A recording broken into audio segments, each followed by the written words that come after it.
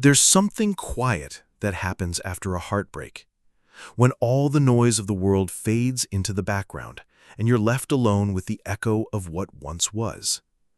Not just the person, but the version of yourself you became when you loved them. If you've ever sat with that silence, feeling like your chest was trying to swallow itself whole, wondering how something so beautiful could turn into something so consuming, you are not broken. You are simply awakening. We often imagine love as the safe harbor, the final chapter after the storm. But for some of us, love feels like the storm itself. Not because we chose wrong, or loved too hard, or trusted too easily, but because love didn't come to soothe us. It came to strip us bare. Sometimes I wonder if we were born with thinner skin, those of us who feel too much, too soon. We long not just to be held, but to be known. We don't want half measures. We want eyes that see into us, words that speak to our hidden corners, hands that touch not just our bodies, but our grief. And yet, the deeper the longing, the deeper the wound when love reveals not completion, but confrontation. There's a pain that comes when you realize you're not just hurt by the other person, you're hurt by the mirror they hold up. You see, we don't just fall in love with people. We fall in love with projections, images built from fragments of our soul that we don't yet understand. And when those images begin to crack, we often mistake it for betrayal. But it's not betrayal.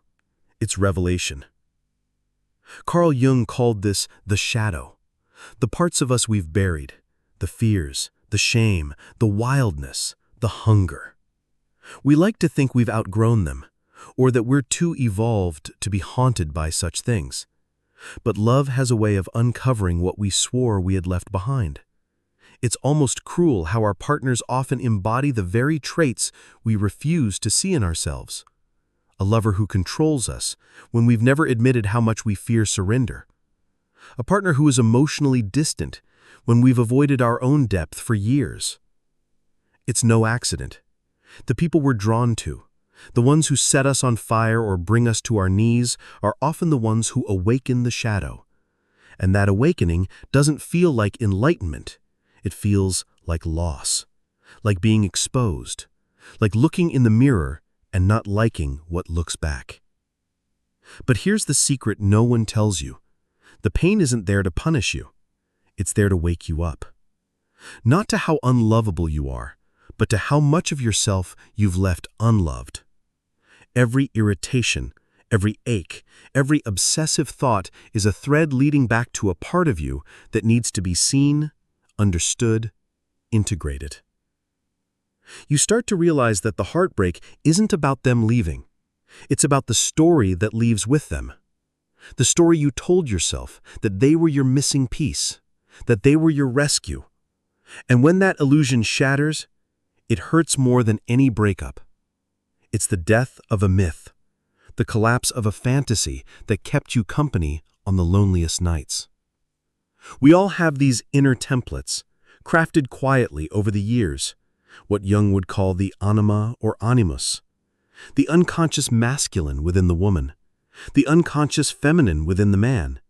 And whether we know it or not, we spend much of our lives looking for someone who matches that inner figure, the muse, the protector, the divine other who completes us.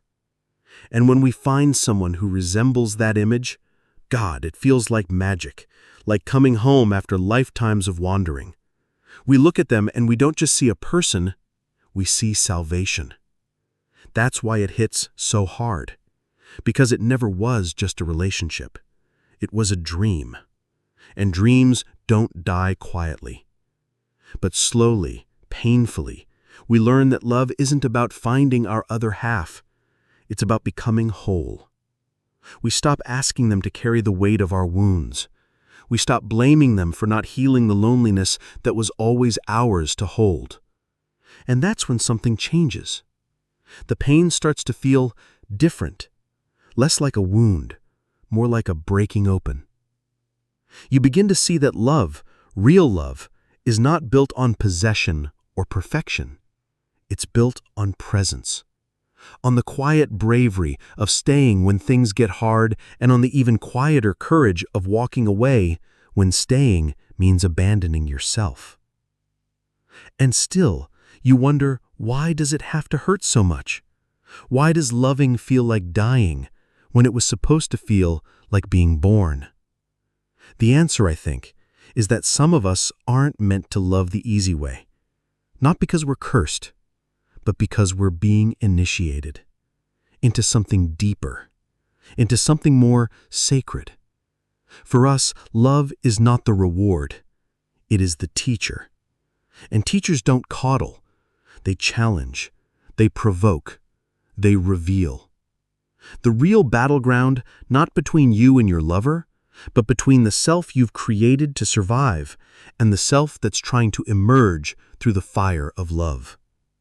Maybe that's why some of us suffer more, not because we're weak, but because we're wired to transform, because our love isn't small, because our hearts refuse to settle. We're not here for fairy tales. We're here for truth, for wholeness, for the kind of love that doesn't just decorate your life, but changes it. And that kind of love will undo you. It will stretch you. It will ask everything of you. But what it gives back is everything you've been.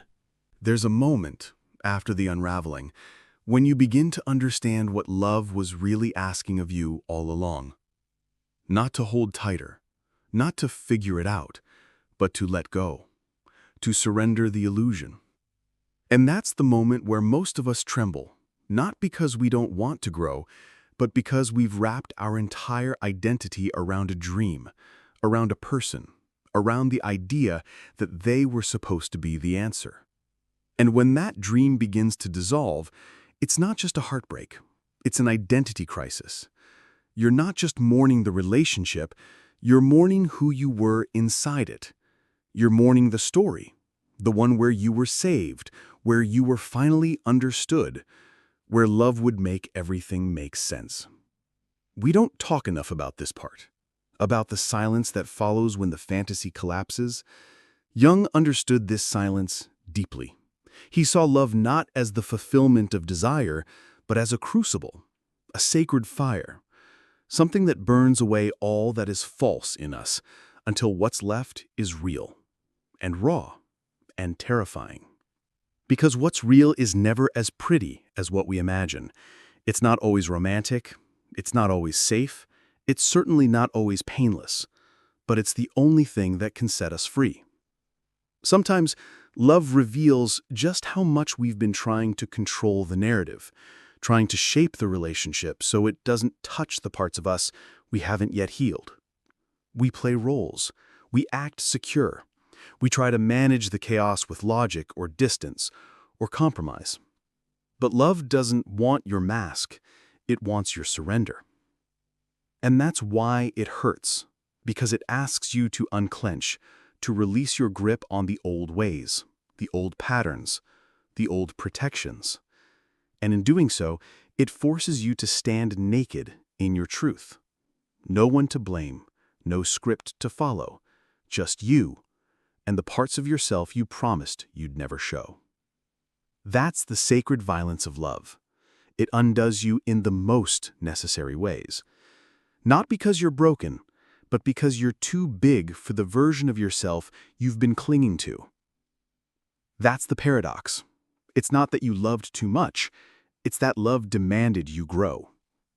And if you're one of those people who feel everything too deeply, who notice the subtle shifts in tone, who carry every silence like a stone in your chest, know that this sensitivity is not a flaw.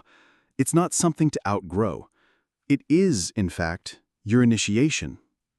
There's a kind of loneliness that comes with feeling this much. You'll sit in rooms surrounded by noise and still ache for something that isn't being said. You'll listen to people speak and hear everything they're not saying. You'll crave a kind of love that doesn't just touch your skin, but your soul. And most of the time, you'll feel like you're asking for too much. But what if that ache is not a curse, but a compass? What if it's pointing you toward something sacred? Jung believed that this level of sensitivity, this depth of feeling, was the soul's refusal to live a shallow life. It was the psyche's way of insisting that love be something more than transaction or comfort. It must be transformation. And transformation requires pain.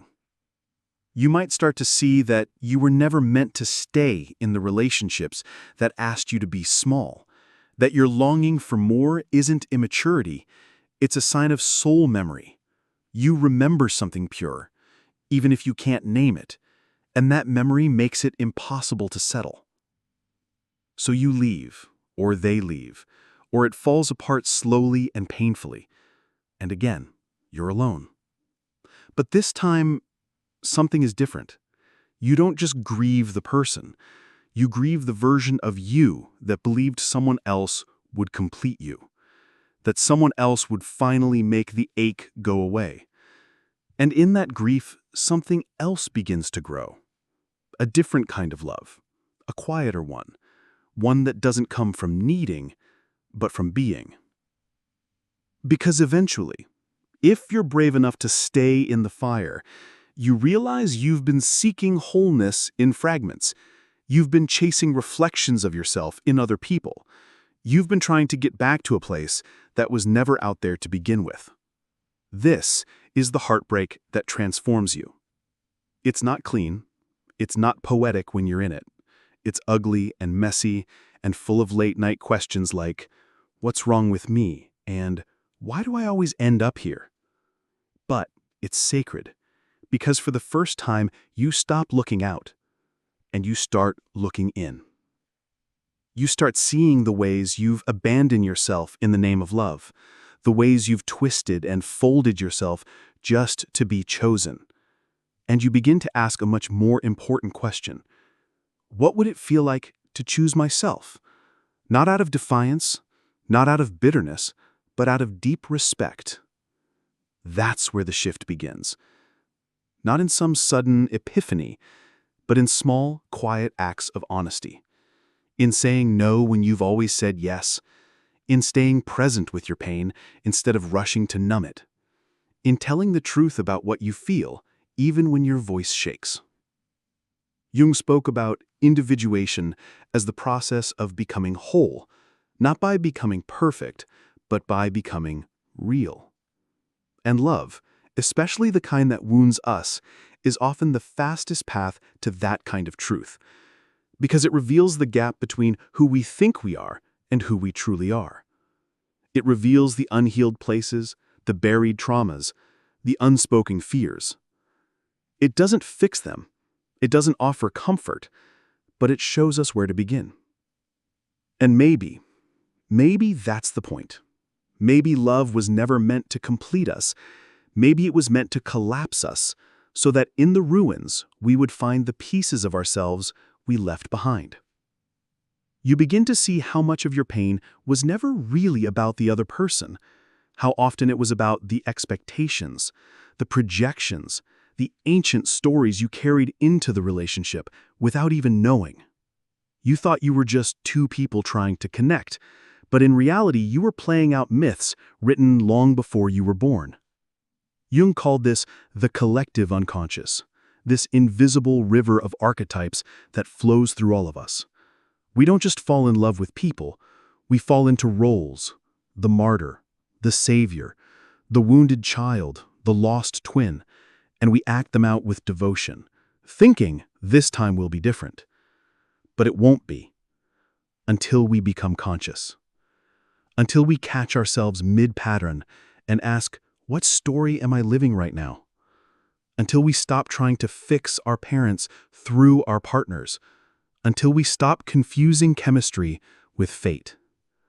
Until we look at the myth and say, I don't want to play this part anymore. That's when the suffering begins to shift. It doesn't disappear, but it changes shape. It stops being punishment. It becomes instruction. You are no longer just a character in the story. You are the author. And that, I think, is where the deepest healing begins. Not when love stops hurting, But when we stop blaming love for hurting us, when we see that love was never trying to harm us, it was trying to return us to ourselves. There comes a day when you look in the mirror and realize you're no longer searching for someone to rescue you.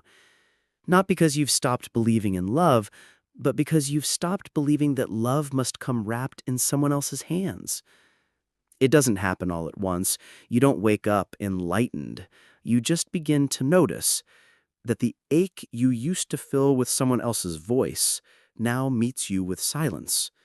And strangely, that silence isn't empty. It's peaceful.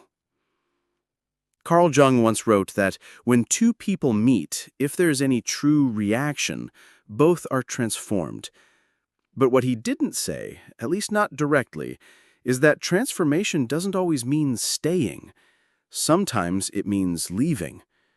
Sometimes it means sitting with the loneliness long enough to realize it isn't the enemy. It's the birthplace of something sacred. For those of us who have loved too hard, too often, too completely, it's tempting to believe that the next person will finally be the one who sees us, the one who stays, the one who heals the parts that still tremble in the dark. But love doesn't work like that, not for those on this path. Because the truth is, no one can meet you more deeply than you've met yourself. And most of the suffering we carry in love isn't about rejection, it's about remembering. Remembering the parts of us we gave away in hopes that someone else would hold them better than we did. But they never could. That was never their job. The person who broke your heart may have walked away, but they also did something else. They returned you to yourself. And that return, painful as it is where the soul finally begins to heal. You start to see that every lover was a lesson, not in how to find the perfect relationship, but in how to shed what isn't true, how to feel deeply without losing yourself, how to stay open without being swallowed. The illusions begin to fall away. The fantasy of the perfect partner, the myth of the twin flame who will complete you, the idea that love must look a certain way to be real. And in that clearing, you find something far more honest. You. The one who survived all the endings. The one who kept showing up even when it hurt. The one who kept loving even when it wasn't returned. The one who finally realized that love is not something you chase, it's something you are. There's a softness that comes after the storm, not weakness, but grace. A quiet knowing that you don't have to beg for what already belongs to you, that you don't have to shrink for someone to stay, that being alone isn't a punishment, it's a privilege, a chance to rebuild without pretending. Jung believed that the final step in our journey toward wholeness is integration, not the eradication of pain, but the weaving of it into wisdom. And what love teaches us, if we let it, is that every heartbreak is a thread, every disappointment a thread, every longing a thread, not meant to be discarded, but stitched together into something whole. You don't become unbreakable. You become unafraid of breaking. And that changes everything. Because now you don't enter love to escape yourself. You enter it to express yourself, to share, not to seek, to offer, not to earn. You stop looking for someone to fix the ache and instead become the one who can hold it without fear. And maybe, somewhere along the way, someone else will meet you there too. Not to complete you, but to walk beside you. Another whole person, carrying their own quiet stories, their own shadows, their own softness. And maybe it won't be grand or explosive. Maybe it will be slow, gentle, real. And maybe that's enough. There will still be days when you miss what never truly was, when the old ache returns whispering that something is missing. But now you'll know how to listen without obeying. You'll know how to sit with the longing without feeding it illusions. You'll know how to hold your own heart with the tenderness you once begged others to give. That is the alchemy. Not turning pain into pleasure, but turning absence into presence. Not forgetting the ones who couldn't love you, but forgiving yourself for believing that was your fault. Because it never was. You were not too much. You were never too much. You were just asking for the kind of love that mirrors the vastness of your spirit, the kind of love that this world is still learning how to hold. And that too is okay. Because even if no one ever loves you the way you long to be loved, you can love yourself in a way that makes that longing feel less sharp, less desperate, less like a wound and more like a prayer. A prayer you answer each time you refuse to settle, each time you choose solitude over self-abandonment, each time you speak your truth, even when your voice is shaking. Love for the chosen ones was never meant to be easy. It was meant to be a fire, a refining force, a mirror so honest it hurts. But in that fire, you become something unshakable. Not perfect, but real. And in a world full of masks, to be real is a kind of miracle. So, if your heart is still heavy, if your tears still come in waves, if you're still grieving the story that could have been, be gentle. You are not behind. You are not broken. You are being remade. This is the path of the chosen ones, not to be loved more easily, but to love more truthfully. Not to be rescued, but to remember that the love you were always waiting for was you. Take your time. Trust your rhythm, and know this: you are not alone. Not in your sorrow, not in your healing, and not in your hope. Some of us are simply born to love more deeply than the world knows how to hold, but that doesn't mean we were wrong. It means we were here to remind the world what real love looks like. Soft, honest, sacred, free. And that love, your love, will never be wasted.